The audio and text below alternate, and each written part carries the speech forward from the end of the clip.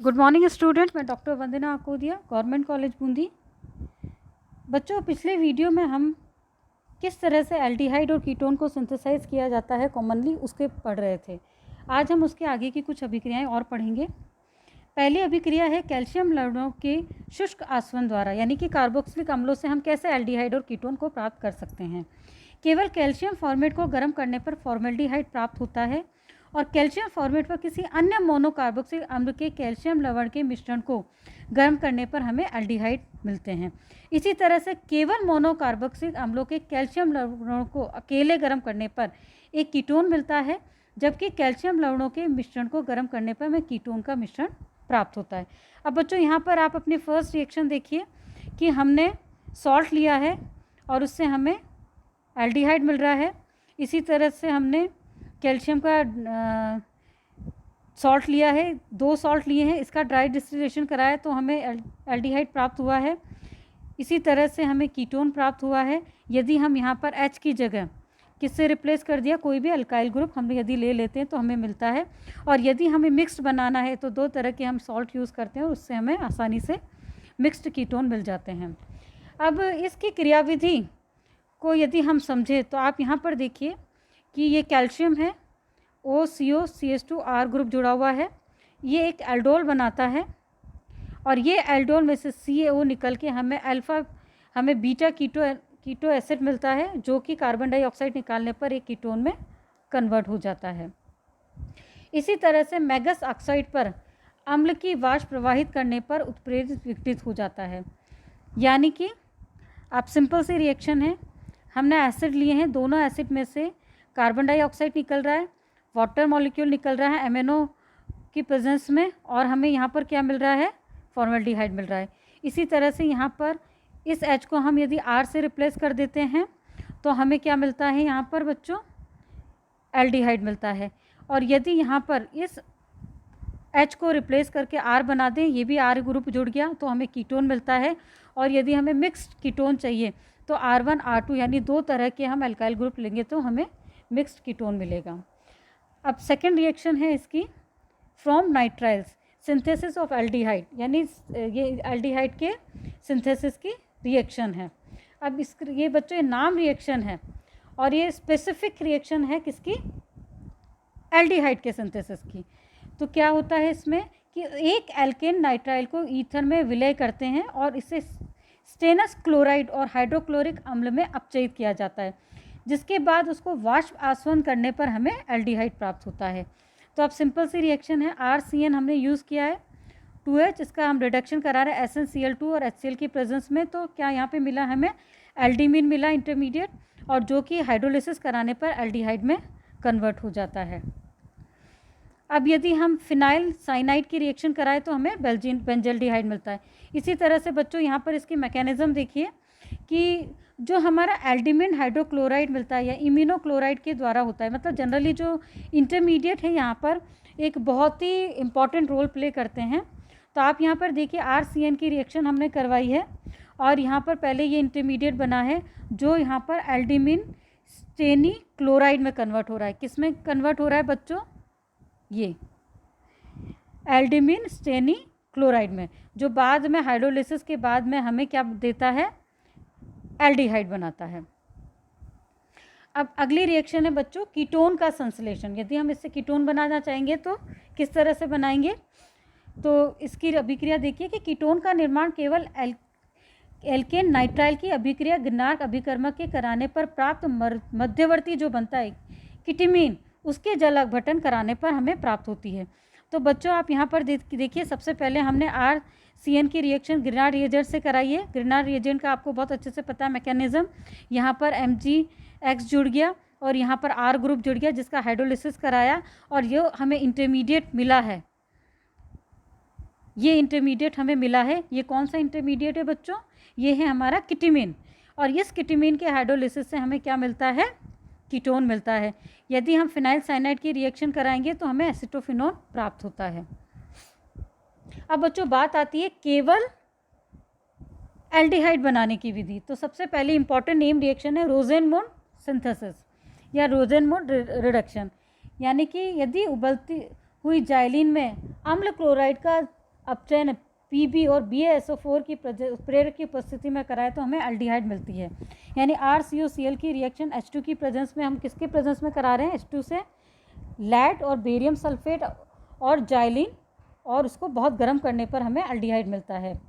अम्ल क्लोराइडों का निर्माण संबंधित अम्ल को PCl5 से क्रिया कराने पर मिलता है। यानी यदि हम एसिटिल क्लोराइड बनाना है तो उसके लिए क्या करना पड़ेगा, जो भी हमें एल्डिहाइड चाहिए उसके लिए हम स्पेसिफिकली क्या करेंगे कि हम जो एसिटिल क्लोराइड लेंगे, एसिटिल क्लोराइड जो सिंथेसाइज करेंगे, जैसे यहाँ पर हमने बेंजीन रिंग जुड़ा हुआ एसिड लिया, बेंजोइल क्लोराइड बनाने के लिए हमने यहाँ पे बेंजोइक एसिड लिया, जिसकी PCl5 से रिएक्शन कराने पर हमें यहाँ पे क्या मिला, बेंजिल क्लोराइड मिला। इस बेंजिल क्लोराइड की रिएक्शन जब हम Pb लेड और बेरियम सल्फेट और जाइलिन की उपस्थिति में कराते तो हमें बेंजिल्डिहाइड प्राप्त होता है। इसी तरह से बच्चों यहाँ पर ध्यान देने की बात है कि एल्डिहाइडों का आगे अल्कोहल में अपचयन नहीं होता है, क्योंकि यहाँ पर हम बेरियम सल्फेट जो यूज़ कर रहे हैं और लेड, वो एक उत्प्रेरक में विष का कार्य करता है। यानी कि लेड के जो उत्प्रेरक है उसकी एबिलिटी को ये कम कर देता है, और इस वजह से यहाँ पर हम कहेंगे कि बेरियम सल्फेट एक विषाक्त अभिकारक यानी पॉइजन की तरह काम करता है कि वो फर्दर आगे उसका रिडक्शन ना हो सके। अब बच्चों यदि हम इसकी क्रियाविधि देखें तो आप यहाँ पर देखिए कि RCl पहले H2 लेड कैटलिस्ट है आपका, इसकी प्रेजेंस में यहाँ पर OH प्रोटोनेट हो गया, यहाँ H जुड़ गया, यहाँ से Cl निकलेगा लिविंग ग्रुप, यहाँ से ऑक्सीजन यहाँ गया और यहाँ से ऑक्सीजन यहाँ गया, और इस तरह का हमें स्ट्रक्चर मिलता है जो कि बाद में एल्डिहाइड में कन्वर्ट हो जाता है। इसी तरह से बच्चों by reduction with lithium reagent, यानी कि लिथियम अभिकर्मक के द्वारा भी हम एल्डिहाइड बना सकते हैं।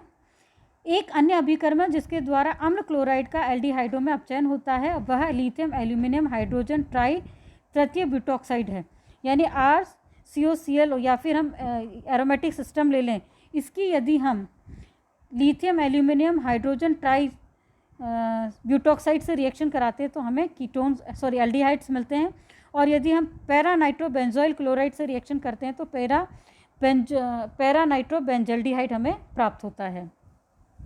यहाँ पर ध्यान देने की बात यह है कि अपचायक अभिकर्मक के रूप में लिथियम एल्यूमिनियम हाइड्रेट को प्रयोग में नहीं किया जाता है, क्योंकि एक प्रबल अपचायक होता है और एसिड क्लोराइड का अपचयन अल्कोहल में भी कर सकता है, अर्थात अभिक्रिया एल्डिहाइड पर नहीं रुकती है। लेकिन यदि जब LAH में हाइड्रोजन परमाणु को एल्कोक्सिक समूह जैसे कि तृतीय ब्यूटॉक्साइड समूह से विस्थापित कर देते हैं बच्चों, तो इसकी अपचायक क्षमता में कमी आ जाती है, और ऊपर दिए निर्देश मतलब ऊपर जो हमने रिएक्शन में देखा था कि वो फर्दर अल्कोहल में ना अपचयित होकर डायरेक्ट हमारा एल्डिहाइड में अपचयित होता है। अगली रिएक्शन है गटरमन कोश अभिक्रिया। अनेक एरोमेटिक एल्डिहाइडों का निर्माण बेंजीन या उसके व्युत्पन्न कि यदि हम CO और HCl के मिश्रण द्वारा लुईस अम्ल की प्रेजेंस में रिएक्शन कराएं तो क्यूप्रस क्लोराइड की उपस्थिति में फॉर्मुलीकरण कराने पर किया जा सकता है। यहाँ पर आप ये देखिए कि हमें एल्डिहाइड की बेंजीन लिया है, बेंजीन की हमें CO HCl की प्रेजेंस में ये आपका हो गया एल्यूमिनियम क्लोराइड, इसकी प्रेजेंस में रिएक्शन कराने पर हमें बेंजल्डिहाइड प्राप्त होता है। इसकी यदि मैकेनिज्म देखें तो CuCl CO से रिएक्शन करके पहले क्या बनाएगा, CuCl CO बनाता है, जो कि HCl से रिएक्शन कराने पर हमारे को ये इंटरमीडिएट देता है, जो फर्दर हमारा बेंजीन रिंग पर अटैक करता है, और यहाँ पर हमारा सिग्मा कॉम्प्लेक्स बन के बाद में बेंजल्डिहाइड हमें प्राप्त होता है।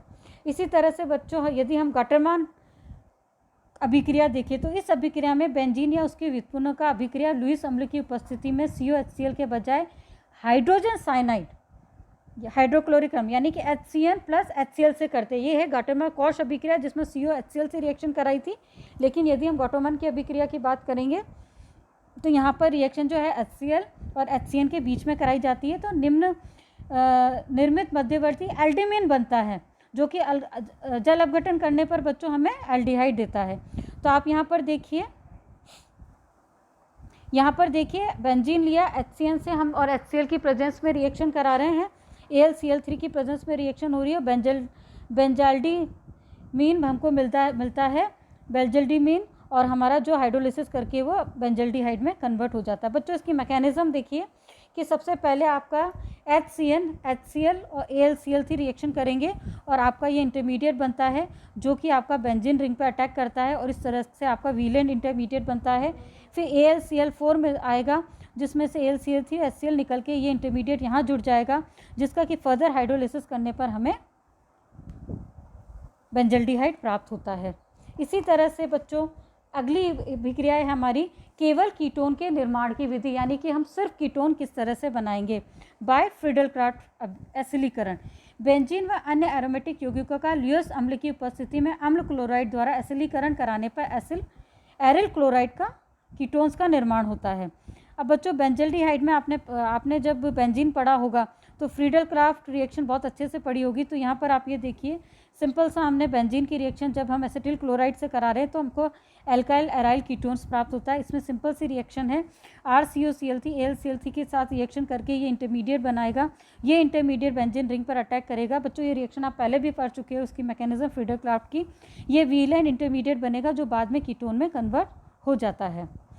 अगली रिएक्शन है बच्चों 1,3-डाइथायोन के प्रयोग द्वारा, यानी कि 1,3-थायोन सल्फर स्थायीकृत ऋणायनिक अभिकर्मक होते हैं। इन्हें एक अम्ल उत्प्रेरक की उपस्थिति में एल्डिहाइड या एसीटेल की अभिक्रिया प्रोपेन डाइथायोल के समानुपात में कराने पर प्राप्त की जा सकती है। यानी कि हमने यहाँ पर क्या लिया है बच्चों, यहाँ हमने कीटोन लिया है जिसकी रिएक्शन हम किससे करा रहे हैं, 1,3-डाइथायन से रिएक्शन करा रहे हैं ड्राई एचसीएल की प्रेजेंस में। तो हमें ये कंपाउंड मिला है। और यदि हम यहाँ पे मिथाइल की रिएक्शन कराते हैं तो हमें इस तरह का कंपाउंड मिलता है ड्राई एचसीएल में। ये 1 और 2 कंपाउंड हमें मिले हैं। अब हम यदि सिंपल से मेथिलेल को अम्ल उत्प्रेरक की उपस्थिति में हम अब फॉर्मेल्डिहाइड की अभिक्रिया मेथेनॉल से करवाने पर आसानी से हम इसको प्राप्त कर सकते हैं। बच्चों ये जो कंपाउंड आपका ये बना है, ये कौन सा कंपाउंड बना है आपका, मेथिलेल बना है। अब जो ये 1,3-डाइथायन है कार्बोनिल यौगिकों का पुनर्निर्माण करता है। तो मर्क्यूरिक क्लोराइड की उपस्थिति में यदि हम इसकी रिएक्शन कराएंगे तो RCO बन जाता है और इस प्रक्रम में एल्डिहाइड का कीटोन में बदला जा सकता है। यानी कि यदि हम अब क्या करेंगे इस मेथड में बच्चों, हम इस प्रक्रम में हमने क्या करा, 1,3-डाइथेन की रिएक्शन इससे कराएंगे तो हमें यहाँ पर कीटोन मिलता है।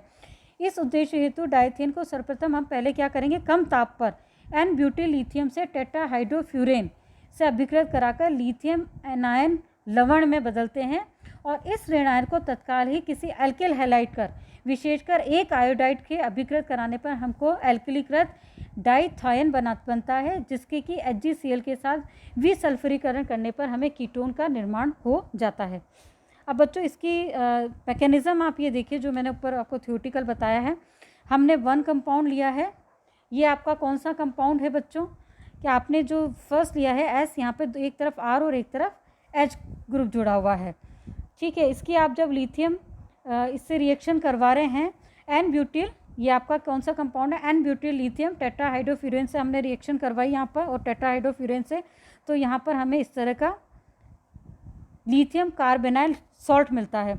अब ये जो लिथियम कार्बेनाइल सॉल्ट है बच्चों, वो किस में कन्वर्ट हो जाता है, RX, यानी RX क्या है, आपका एल्काइल हैलाइड से रिएक्शन कराएंगे तो ये एल्किलीकृत डाइथायन बनाता है, जो कि HgCl2 की प्रेजेंस में कीटोन में कन्वर्ट हो जाता है।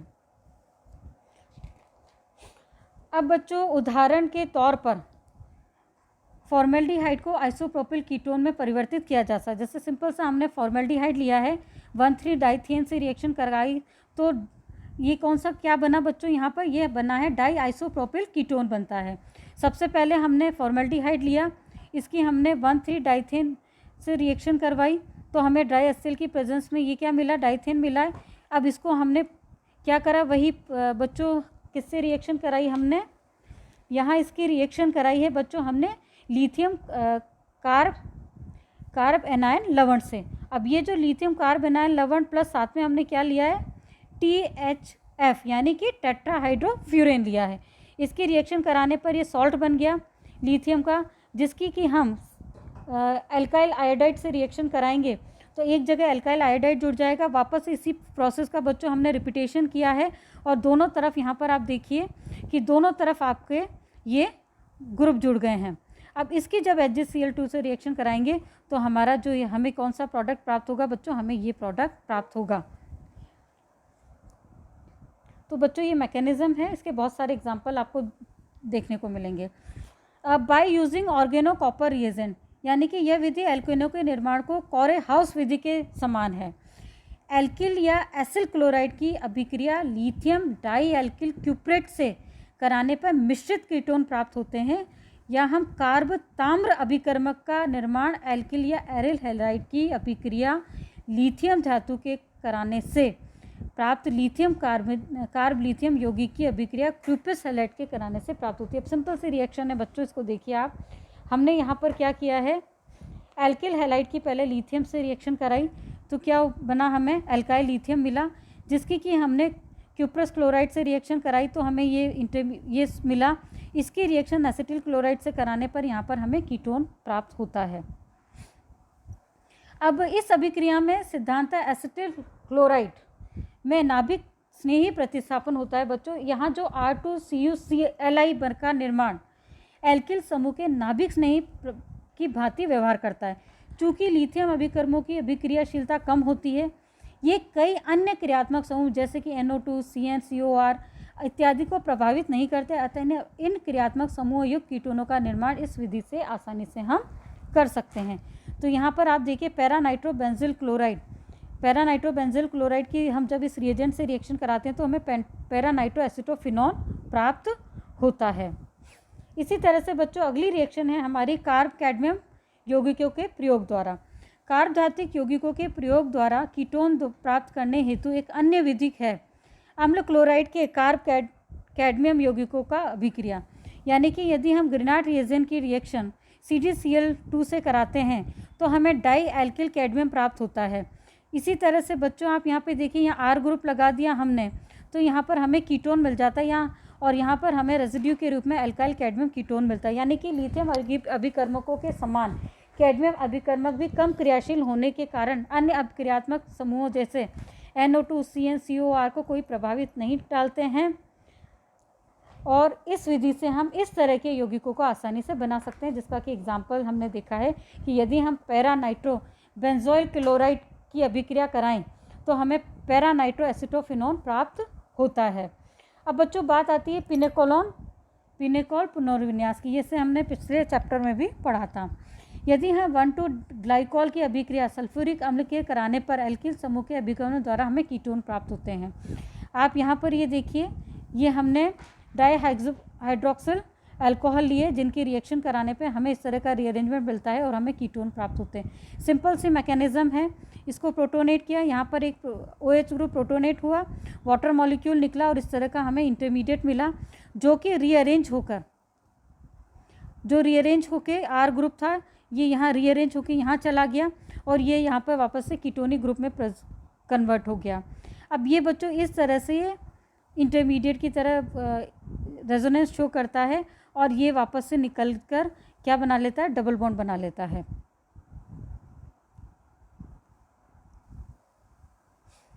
अब नेक्स्ट रिएक्शन देखिए, यहाँ पर आप ये देखिए कि यहाँ पे एग्जाम्पल लिया है, पिनेकोलोन बना है, सिंपल सा ये प्रोटोनेट होगा और यहाँ से वाटर मॉलिक्यूल निकल के H में कन्वर्ट हो गया और यहाँ पर ये इसमें कन्वर्ट हो गया। अब बच्चों इसमें ये ध्यान रखना पड़ेगा, यदि हम प्रतिस्थापन की बात करें कि कौन सा ग्रुप माइग्रेट करेगा, तो हम ये देखते हैं कि एरिल एल्किल ग्लाइकॉल में एल्किल समूह की अपेक्षा एरिल समूह पहले अभिगमित होता है। यानी कि यदि फिनाइल और CH3 दोनों ग्रुप जुड़े हैं तो जो माइग्रेशन होगा वो किसका पहले होगा, एरिल ग्रुप का पहले होगा।